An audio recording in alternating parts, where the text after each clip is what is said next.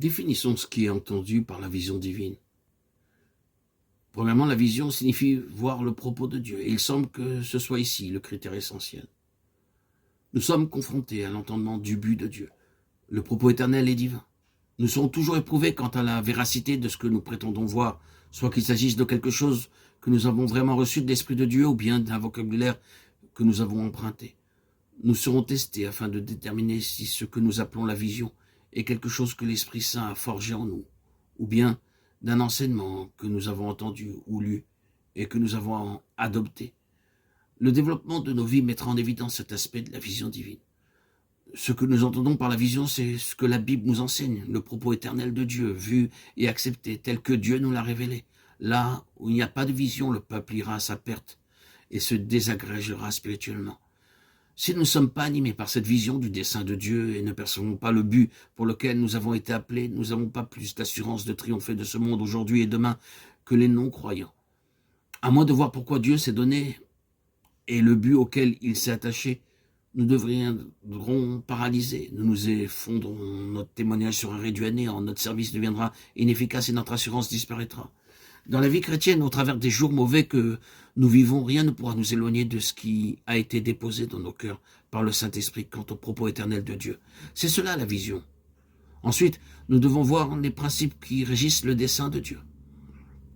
C'est-à-dire discerner comment Dieu parviendra à atteindre son but, ainsi que les lois qui ont été déterminées et arrêtées, par lesquelles le Seigneur arrivera à ses fins.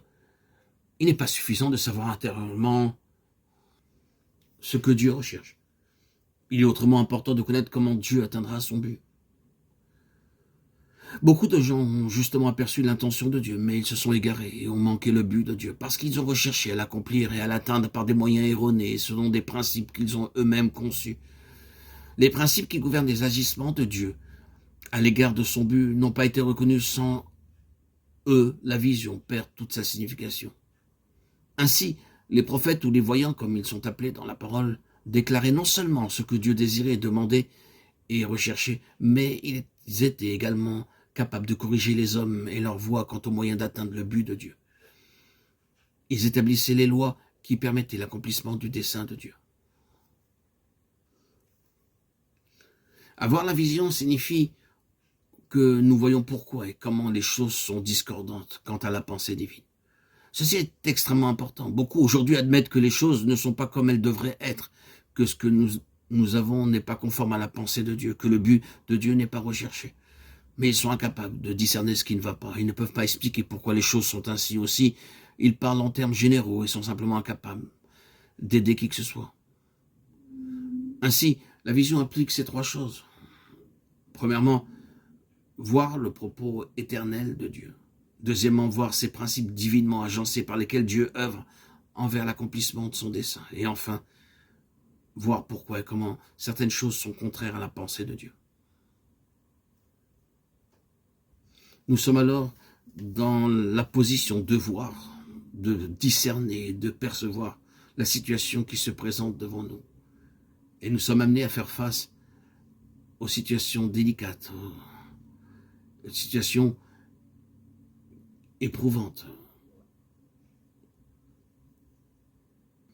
jusqu'à nos limites. Chers amis, chers auditeurs, mes bien-aimés, c'est ainsi que nous sommes affectés par le dessein de Dieu. C'est une chose qui se situe bien au-dessus des circonstances environnantes, bien plus profonde que nos affections, nos émotions, nos expériences émotives. C'est quelque chose qui surpasse notre disposition naturelle, une chose bien plus considérable que celle auquel notre âme est sujette. Elle doit avoir la puissance de nous sortir de nos fosses et de nos prisons spirituelles, et ainsi nous stimuler à aller sans cesse de l'avant. Ainsi, avoir cette vision c'est entrer dans la dynamique de Dieu. Grâce soit rendue à Dieu pour avoir ce tel discernement, cette puissance vivante, agissant en nous. Le feu de la vision doit toujours être présente. Il ne faut pas l'abandonner. Elle ne peut disparaître. Peut-être Avons-nous cru qu'elle n'était plus et que nous serons amenés à changer notre façon de voir les choses et à abandonner ce pourquoi nous avons combattu jusqu'alors? Mais non, cette chose est aussi présente, aussi forte que jamais. Elle nous porte toujours plus en avant.